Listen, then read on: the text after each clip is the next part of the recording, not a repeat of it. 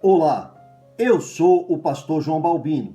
Nós estamos na série Mensagens para os Remanescentes. Nesse vídeo, veremos o conteúdo do capítulo de número 11 do livro de nossa autoria. O título do capítulo é uma pergunta: quando o poder de Deus se manifesta em nossa vida? Você gostaria de receber essa resposta? Está interessado? Vamos para o vídeo da mensagem. Quando o poder de Deus se manifesta em nossa vida. Leiamos. Livro de Atos, capítulo 1, versículo 8. Mas receberão poder quando o Espírito Santo descer sobre vocês, e serão minhas testemunhas em Jerusalém, em toda a Judéia e Samaria e até os confins da terra. Todo o poder que precisamos para viver a vida cristã corretamente, ou seja, como testemunhas de Jesus Cristo, dentro de uma disposição de dar glórias a Deus em todas as coisas, vem para nossas vidas e nós perfeitamente recebemos no instante do nosso encontro de conversão com Jesus Cristo. Receberão poder quando o Espírito Santo descer sobre vocês e serão minhas testemunhas. No instante em que o Espírito de Jesus desce sobre nossas vidas, nós recebemos 100% do poder prometido por Jesus. Portanto, o princípio da manifestação do poder de Deus em nossas vidas se dá a partir do instante de nossa conversão a Cristo. Conversão implica em reconciliação com Deus. Convertidos são pessoas que foram conectadas com Deus. À medida da profundidade do nosso relacionamento pessoal com Deus é diretamente proporcional à grandeza da manifestação do poder de Deus por meio de nossas vidas. Em outras palavras, quanto mais conhecemos a Deus e nos concentramos em Deus, quanto mais aprendemos a desfrutar do Evangelho, quanto mais aprendemos a desfrutar que Deus está junto conosco, mais poderosas testemunhas de Jesus Cristo vamos nos tornando.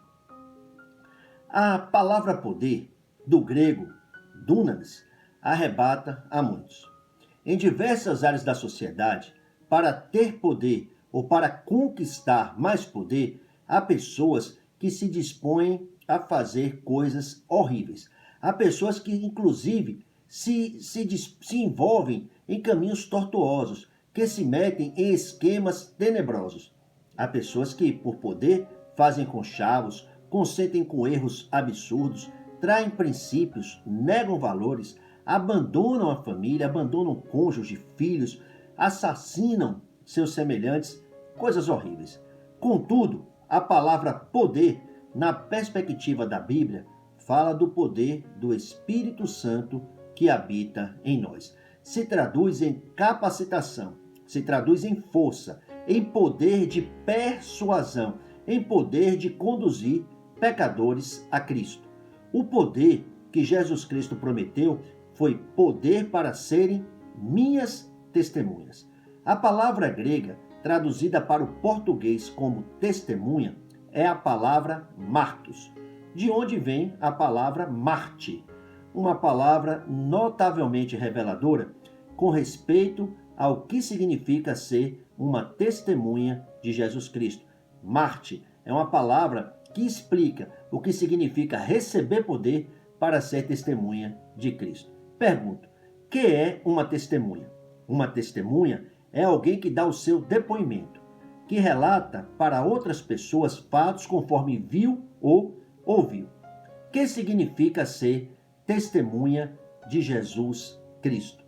Objetivamente falando, ser testemunha de Jesus Cristo significa ser uma pessoa que tem a resposta que é Cristo e anuncia o Evangelho sem jamais se calar, anuncia o Evangelho para todas as pessoas. Em outras palavras, ser uma testemunha de Cristo significa ser uma pessoa cuja mensagem da vida é o Evangelho. A vida daquele que foi salvo é dar culto. A vida daquele que foi salvo é louvar, é testemunhar. A vida daquele que foi salvo é dar primazia a Deus, é dar primazia as coisas dadas por Deus, é buscar, em primeiro lugar, o reino de Deus e a sua justiça. Estou referindo à nossa maneira de tratar a Deus. Se realmente o amamos, se amamos a Deus de todo o nosso coração, ou se na prática o desprezamos, o ignoramos. Se estamos centrados em Jesus Cristo ou se continuamos sendo as pessoas autocentradas que sempre fomos. Há pessoas que com os seus lábios declaram amar a Jesus, declaram conhecer a Jesus, mas na prática são ateus praticantes. São santos à sua própria maneira, santos apenas de fachada e em alguns momentos, mas absolutamente pecaminosos internamente e mundanos na prática. Não é suficiente fazermos o melhor que pudermos, mas precisamos fazer a coisa certa. Deus quer que façamos a coisa certa desde o princípio. Por essa razão, junto com o Espírito de Jesus, recebemos poder, recebemos capacitação, recebemos força. Uma porção muito esclarecedora das Escrituras quanto à obra de evangelização, nós encontramos em 1 Coríntios, capítulo 2, versículos de 1 a 5. Dentro dessa realidade de que o poder de Deus está na vida dos crentes e age por meio dos crentes, é interessante que o apóstolo Paulo confessou que quando esteve entre os coríntios para proclamar o evangelho, proclamar Cristo crucificado, Cristo crucificado, morto e ressurreto, Paulo foi com fraqueza, temor e com muito tremor. 1 Coríntios, capítulo 2, versículo 3. O maravilhoso é que esses sentimentos não puderam paralisar Paulo. O apóstolo declarou: minha mensagem e minha pregação não consistiram de palavras persuasivas de sabedoria, mas consistiram de demonstração do poder do Espírito. Versículo 4. Em outras palavras, Paulo não confiava em si mesmo. Paulo sabia que é o Espírito Santo quem convence pecadores de sua inerente necessidade de Cristo. Paulo sabia que a salvação de qualquer pessoa é uma obra espiritual. Também sabia precisamente qual mensagem deveria anunciar. Paulo sabia que o Evangelho, a mensagem procedente de Deus acerca do Cristo, acerca do Messias, é o poder de Deus para a salvação de todo aquele que crê. Falou sobre isso em Romanos 1,16. Algo grave é que há muitas pessoas falando em nome de Jesus, acenando sabedoria, mas omitindo a mensagem de arrependimento e de fé em Jesus Cristo somente. Entretanto, a mensagem de arrependimento está claramente expressa na Bíblia. Disse Jesus: o reino de Deus está próximo. Arrependam-se e creiam nas boas novas. Evangelho de Marcos, capítulo 1, versículo 15. Reino refere à esfera de governo de um rei. Nesse caso, trata do reconhecimento do senhorio absoluto de Jesus Cristo sobre todas as coisas. Trata do reconhecimento dos direitos de Jesus Cristo sobre a nossa vida. Quanto à expressão boas novas, no grego é evangelion. O evangelho de Deus, a boa nova do céu, é somente Cristo. Jesus é o Cristo. Jesus é Deus Salvador. Jesus afirmou ter vindo chamar pecadores ao arrependimento. Evangelho de Lucas, capítulo 5, versículo 32. Pecadores que ainda não foram redimidos por Jesus Cristo não se arrependem de nada. Jamais foram convencidos de pecado. Permanecem vazios do Espírito Santo. Não experimentam transformação alguma. Em Atos, capítulo 2, versículo 38, a Bíblia documenta as palavras que o apóstolo Pedro dirigiu aos compungidos de coração do dia de Pentecostes. Disse Pedro: arrependam-se e cada um de vocês seja batizado em nome de Jesus Cristo para perdão dos seus pecados e receberão o dom do Espírito Santo. Você quer receber o dom do Espírito Santo? Você tem essa ambição, essa vontade, esse desejo? Você quer receber o poder de Deus em sua vida? Olhe mais uma vez para Atos, capítulo 2, versículo 38. Uma mensagem bíblica notavelmente clara quanto à necessidade de mudança de vida é o episódio em que os mestres da lei e fariseus colocaram uma mulher surpreendida em ato de adultério diante de Jesus, afirmando que, na lei, Moisés nos ordena apedrejar tais mulheres. Nós precisamos prestar atenção, em primeiro lugar, nas palavras que Jesus dirigiu aos acusadores.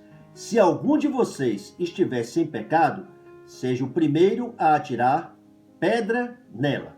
Em segundo lugar, precisamos prestar atenção nas palavras finais que Jesus dirigiu à mulher. Agora vá e abandone sua vida de pecado. Evangelho de João, capítulo 8, versículos de 3 ao 11. Com respeito a Jesus, o apóstolo João testemunhou: vimos a sua glória, glória como do unigênito vindo do Pai, cheio de graça e de verdade. Evangelho de João, capítulo 1, versículo 14. As nossas interações com nossos semelhantes devem sempre ser reguladas por graça com verdade.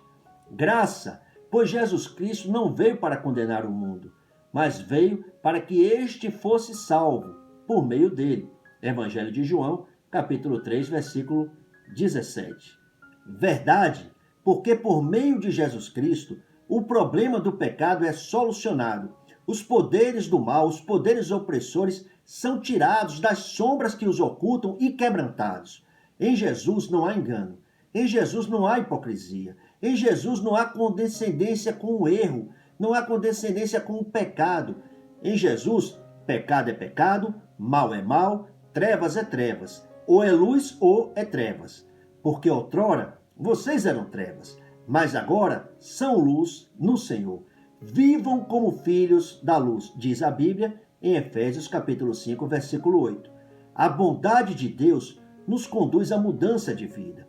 Pergunto, qual resolução devemos fazer hoje?